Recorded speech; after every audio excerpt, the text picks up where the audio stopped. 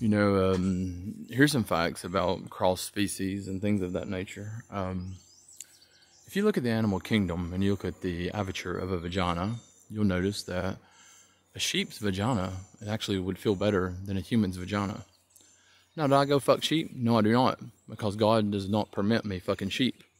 Just for the simple fact that fucking sheep is against God, because it's bestiality.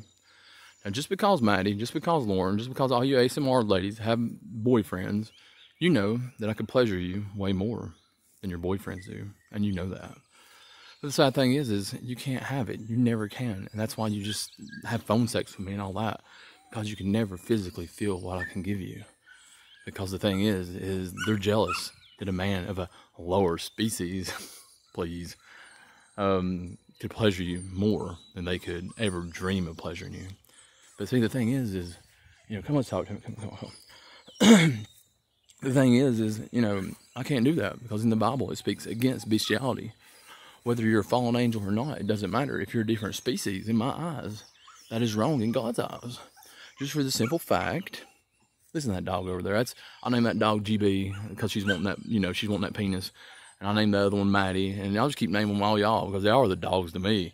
I ain't no animal to y'all. I'm a beautiful human being, 38-year-old male. I'm not an animal. You can call me an animal just to laugh at your species.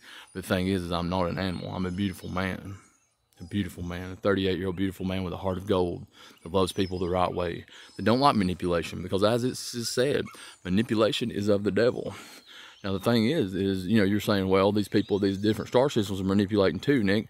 Not if I give them the free will to do it. Nomadic, Jurassic, and all these people, they've earned my trust, and they've earned my God's trust, because they know that God will judge them, which their God is a very strict God.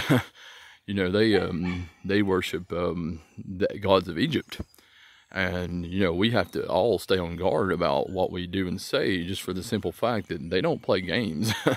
Like, you think the hell in the Bible's bad? Imagine their hell, because these people do not play around. Like, if your heart is not the weight of a feather, and you go see them, and you're saying you worship them, you better watch your back, because their God will weigh your heart like a feather. So all you have these eyes and all this saying that you worship horse or Ra and all that, if your heart is not like a feather, you better start worshiping Jesus, because these guys don't play games now. Now, God gives us redemption as a human species.